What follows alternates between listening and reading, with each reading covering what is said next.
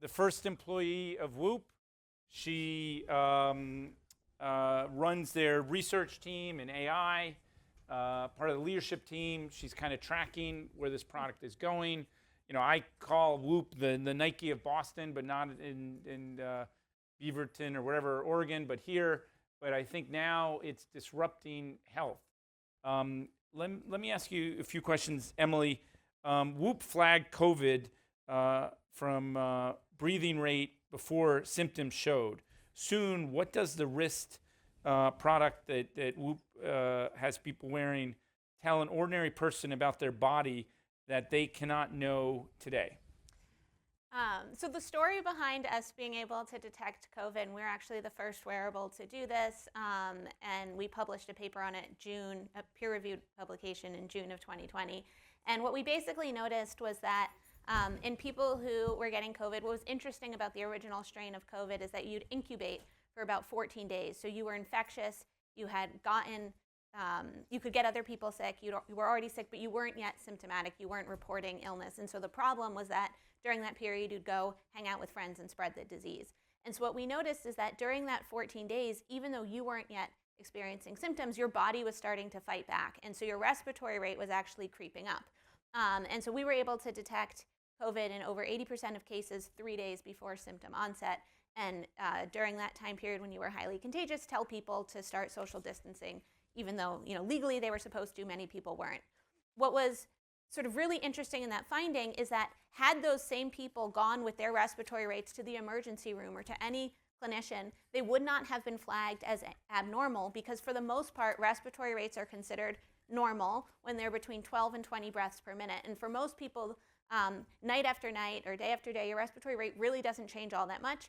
But when you were incubating a COVID infection, it would creep up all of a sudden 20, 30%. But oftentimes, if your respiratory rate was like normally 14, it would go up to 16, 17, still well below that like too high rate of 20, and it would be dismissed. And so the power of Whoop in this case was that we were tracking people's data for years or months or even just sometimes days before they got the infection, seeing that stable baseline and then able to see that that jump up was atypical for you. And that's the power of wearables. It's that we are tracking your normal, your personalized normal every single day and minute while you're healthy, so that when things become atypical, they don't have to be atypical on a population scale to get flagged. We typically flag disease in our current healthcare system very, very late in the disease process. We want to detect things the moment that something is different for you, because often that's the period where you can intervene and change things before people even have to get sick. And so when I think about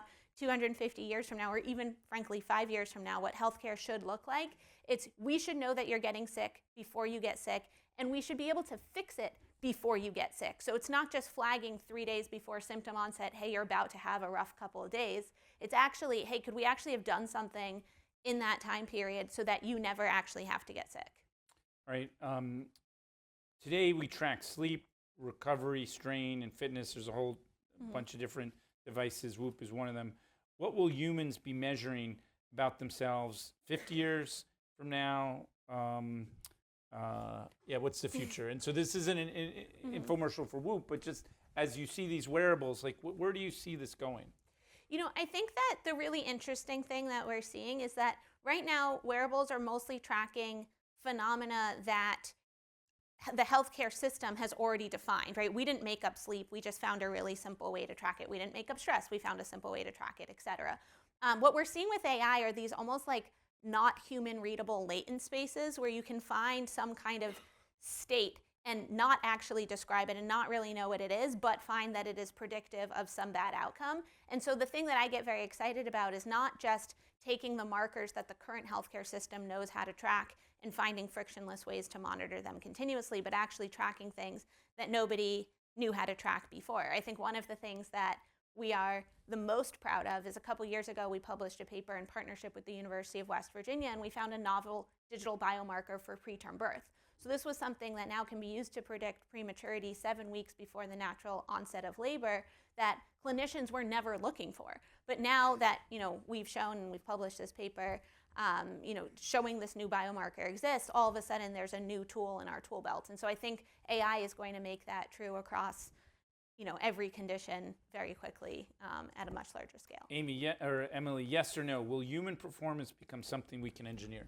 Absolutely. In It what already way? is. Well, I think performance is a choice, and I think so much of what we have attributed to genetic luck or sort of randomness, we've actually found that when you apply big data to these problems, you can very quickly see, oh, these things aren't random. And I think one of the things that I've the most enjoyed in my 13 years at Whoop is realizing all these things that I thought were just luck. And there's certain things that are, right? Nothing's going to change the fact that I'm 5'4", other than a good pair of heels, and make me an amazing basketball player.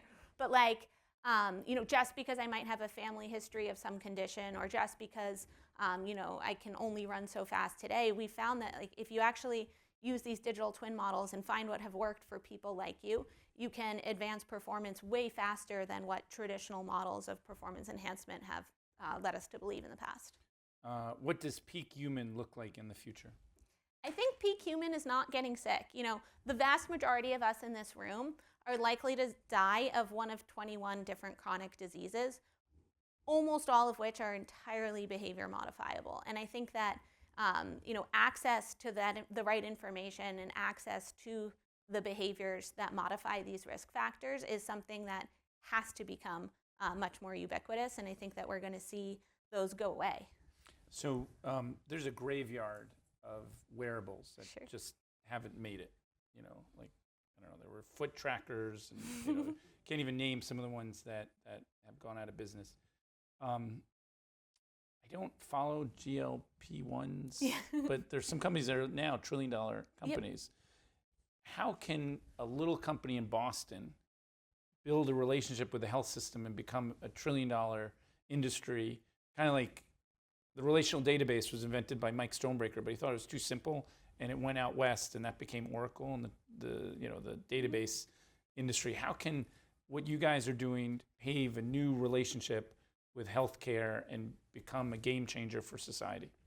I think people are realizing that these interventions are much more powerful when paired with feedback. So we have a published peer-reviewed study on GLP-1s that shows that Whoop members attain the weight loss in 12 weeks that GLP-1 clinical trials have shown take a year. So the sort of average weight loss that's typically attained in 1 year on a GLP-1 is attained in 12 weeks when paired with Whoop. That's a really powerful sort of like enhancement to the intervention.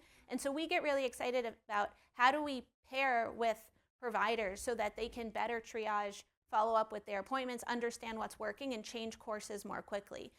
One of the things that we're incredibly proud of is we're the only wearable that's chosen for CMS's Access program, which is an outcomes-based reimbursement program as part of Medicare that's launching next month. And so what we're seeing is that the sort of Medicare has realized that digital therapeutics can achieve outcomes at a lower cost than what is traditionally provided by healthcare providers. And so it's an intentionally deflationary program. It's reimbursing at lower rates than what they pay clinicians, but they're looking for all these sort of digital therapeutics. And Whoop's really excited to be working on one aimed at controlling hypertension and pre-hypertension and bringing down blood pressure. We're the only wearable that tracks blood pressure today. And we think that we're going to be able to control blood pressure better and at lower cost than what's available today, but we still need to refer into clinicians. Part of that program is prescription medication and follow-up for people who aren't getting those results, and how do you make sure that when behavior modification alone isn't working quickly enough and somebody is in fact quite sick, that you can get them the access to care that they would need. Ladies and gentlemen, Emily, a leader in health.